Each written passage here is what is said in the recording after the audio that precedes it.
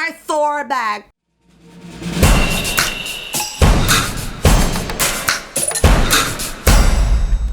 What's up, everybody? Today I wanted to talk about EndGame, and more specifically kind of rant a little bit about the things that I didn't like about this film. But wait a minute, before you hit that thumbs down, I will also be talking about the things that I really loved about this film, because there were so many.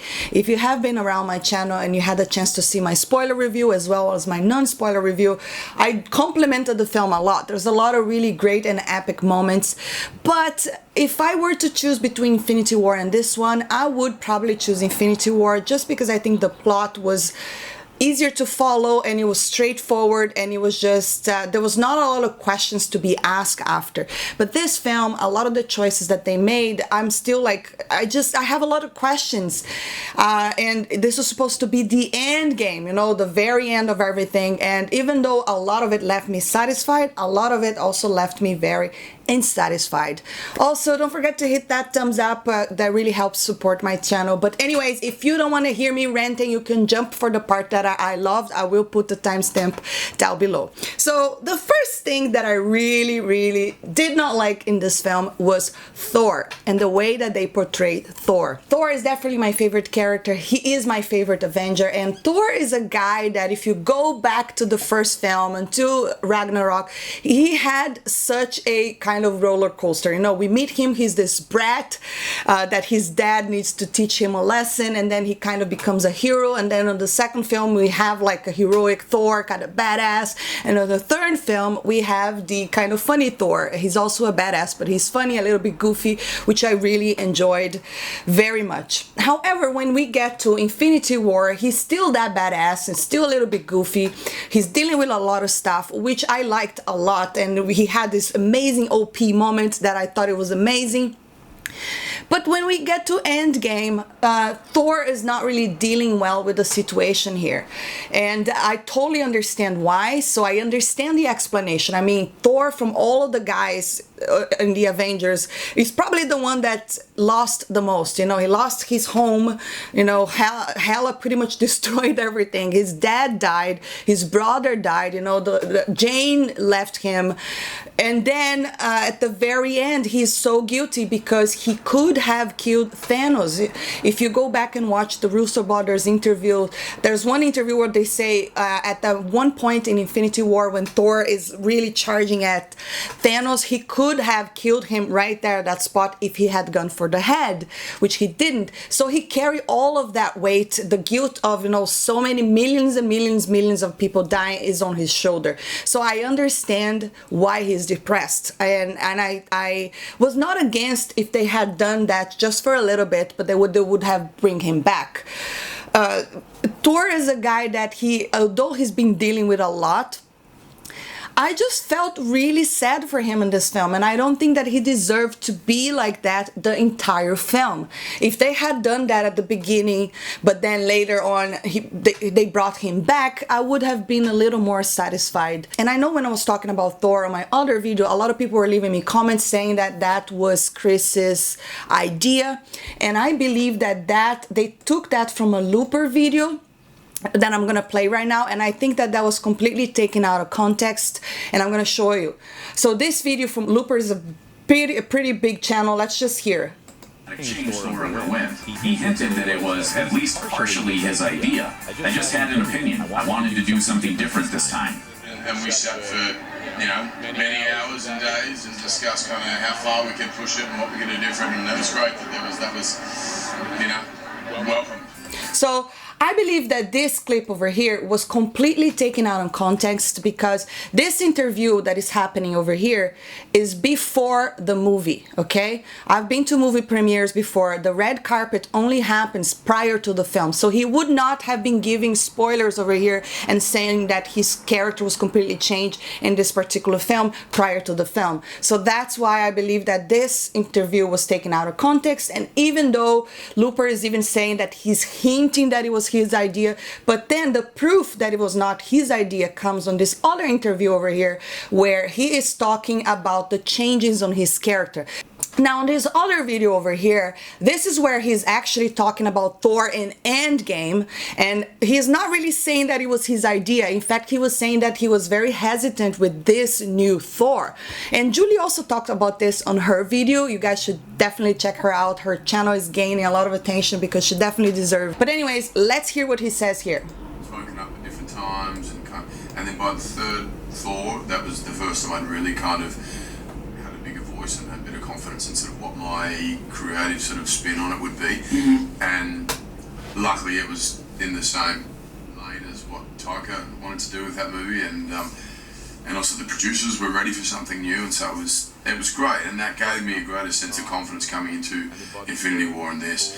And funny, I came into those films and I was very protective of what the new Thor was, and I said, I don't want to go back to the old Thor, I want to keep doing this and so on, and then they said, well, we've got something different for you again, and at first I sort of hesitated. I thought, oh no, I'm going to lose control of it, but did sort of give into it, and then it became this wonderful collaboration, and I feel like I did something very different in Infinity War and in this film than I had done before, and so it's always a balance.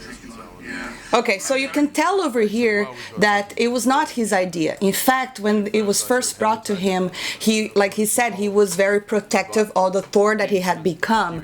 But he went with it because obviously, what would he do? Like, you know, if you are an actor and you're given a script, there's not much that you can do. You just have to go with it. And I think he did a great job. You know, his performance was great and he was funny. I don't have a problem if they had done that for a little bit, because it even shows a little bit of his human side, how he's dealing with it. But my problem with this is the fact that all the other Avengers saw that he was in a lot of pain. You know, the way that he was acting, it really showed that this deep down depression, and I felt so bad that no one really gave him a hug, or it was just like played for laugh, the entire thing. And even though at the end Thanos is almost killing Thor, and we know that he's much stronger than that, and he was definitely not 100%.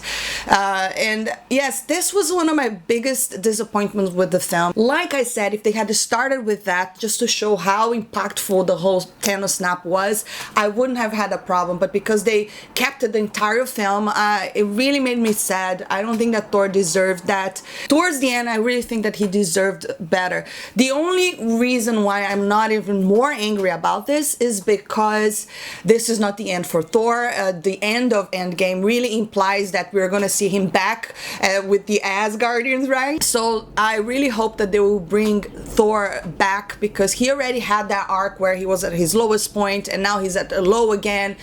Like Chris said himself, he doesn't really want to leave control. He really liked Thor in Ragnarok, you know, the position that he was and how he was there. So anyways, let's move on to my second biggest problem with this film, was the time travel plot. Just because time travel is very tricky, and it could be something that it brings so many questions, and I think that the way they explain time travel in this particular film was very confusing. For instance, if you've seen Back to the Future, Terminator, we all know and understand that if you go back to the past and you change something, it's definitely going to affect your future. But in this film, time travel doesn't work that way. Every time you go back to the past, you're creating a different timeline. And I thought that that was a little bit of a cheap move, because when you do that, that means basically everything you're doing in the past doesn't have any consequences in the future. And that's why Nebula was able to kill her other self and still be alive in the present. And that is just a way to also undo a lot of the things. Perhaps that's how we were going to see Black Widow back. You know, there's a movie coming out. I don't know if it's going to be her younger self. I don't know what timeline that's going to be. I just thought that it was just like the easy route to go, to just use time travel, you know, and now anything is possible. There's so many different timelines that they can create. And I really don't think that if they undo what we saw in this film, it's just not going to mean it as much, you know. Not that I want Tony Stark to stay dead. Obviously, if you saw my other review, it's very hard for me to even picture another Avengers film without Tony Stark. But if they undo this, it is not going to mean as much. So that was my biggest problem. The third thing that I really hated in this film was the all-female team up. I just thought that that was so cringy. first and foremost, it didn't make any sense. Some people are gonna say you're nitpicking, but I am not, because even though this is fantasy, this is superheroes and they don't exist, in a battlefield you still need to use some sort of logic, so it makes sense for us as the viewer. And that point didn't make any sense, but Hollywood just saying, look at us, women power, and it made everything so cheap. For instance, when Captain Marvel grabs the Infinity Stone from Spider-Man, and then Spider-Man said, oh, good luck getting through all of that, and then all the girls just happen to be there, she's not alone.